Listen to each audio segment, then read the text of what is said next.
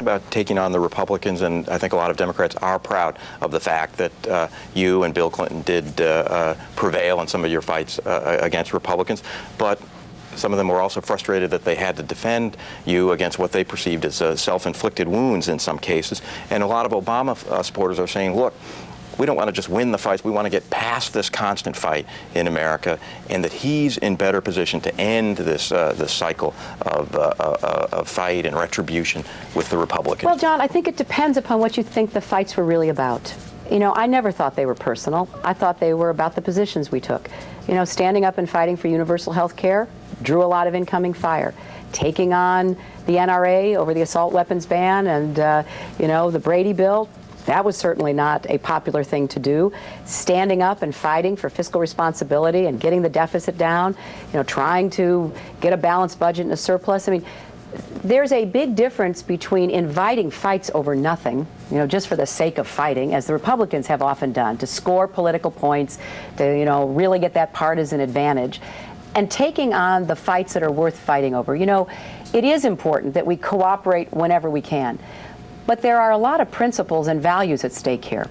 You know, when President Bush, coming off his '04 win, came in and said we're going to privatize Social Security, I'm really proud that I was one of the leaders who said, no, we're not going to let that happen. You may have this new capital because you're now, you know, the re-elected president, but this is a fight worth having. We're not going to let this occur.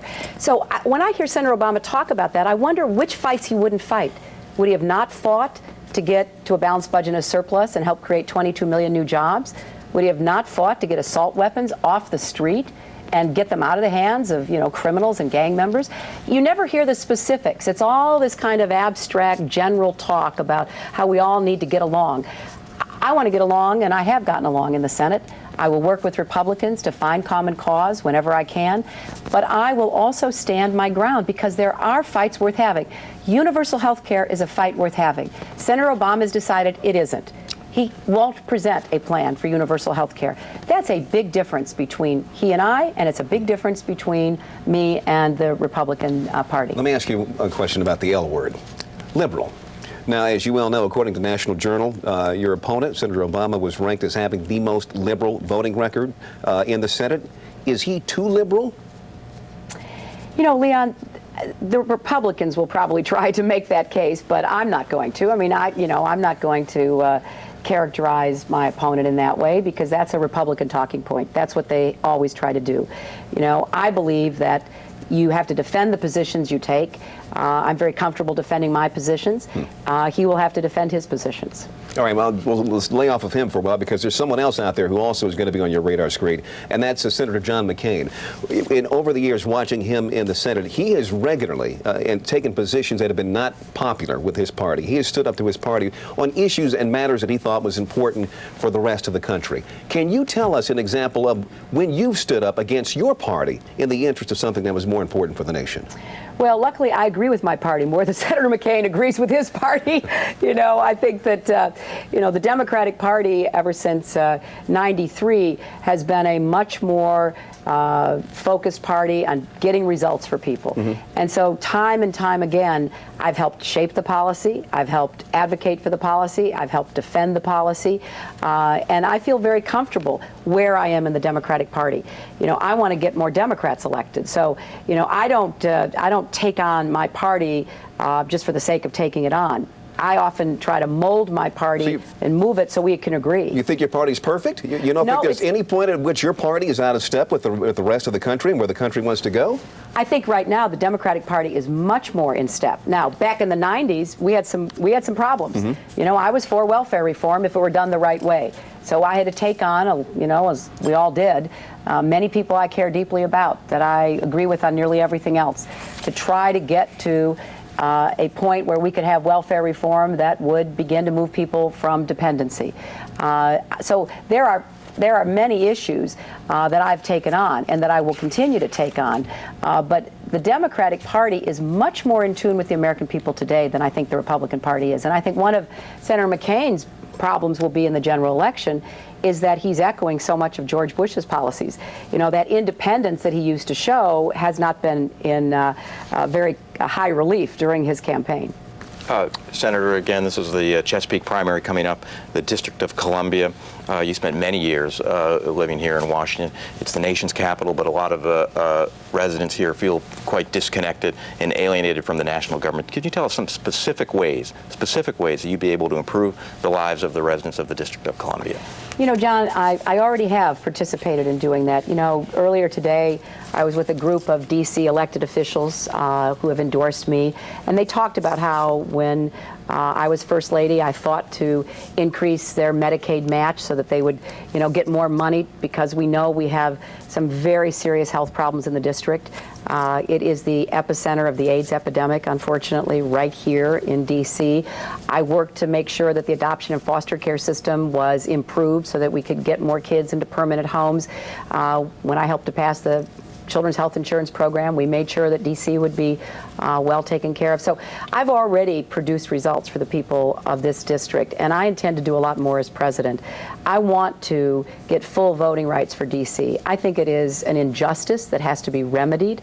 I want to be a better partner in working with the district on everything from, you know, its transportation challenges to its health care problems. And I will be a very active president. I will try to pick up on some of the work that we were doing back in the 90s that I think was directly beneficial to the district. And we're down to our last 4 minutes, and we still have quite a few questions. And I want to try to get on as many as we can from some of the other readers who have actually taken the time to send them in. And this one is a tough one. But to be blunt, it's one that we hear a lot from Democrats as well. It comes from Politico reader Robert Cantor of Santa Monica, California, who writes, how can we be sure that some new business or personal scandal involving Bill Clinton won't erupt, which the Republicans will use to blow your agenda and your administration right out of the water? Well, I just can assure this reader that that is not going to happen. You know, none of us can predict the future, no matter who we are and what we're running for, but I'm very confident that that will not happen. Can you tell us what role President Bill Clinton is going to have? He has been out saying what he's not going to be doing. He's saying he's not going to be a shadow prime minister or secretary of state or anything, but can you be clear on exactly what his role is going to be? Yes, I can, Leon. You know, there are two roles that are really important, and one of them is a historic role that family members of presidents have always played.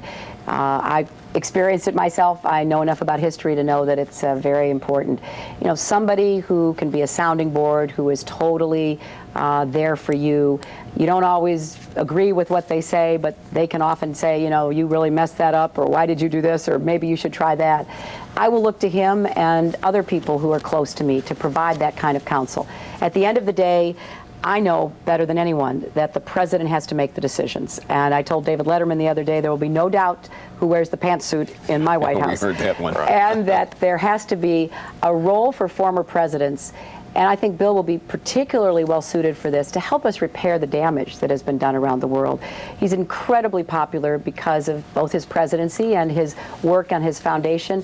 And I want to use that popularity to send the message that the era of cowboy diplomacy is over. We're going to start working with people again and try to find some common solutions to our common problems. Senator, you were offended the other day for reasons that I think a lot of people understood by comments that were made on MSNBC.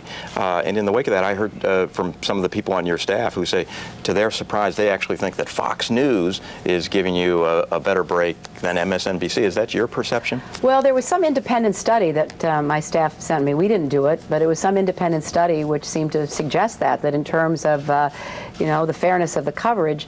You know, look, I'm a mom first. I'm a candidate second. And, you know, I really am troubled by this pattern of behavior and comments that you hear. 2-week suspension, you said that's inadequate for what was said. What would be adequate? Are you looking for a firing or something more? That's not my job, John. You know, that's the job of the people who run the network. But I think that they need to take a hard look. This is like the third time they've had to apologize, and there are a lot of things that they haven't had to apologize for that might have merited one. So I wish they would take a look at, you know, some of the pattern of demeaning comments that are made on their network.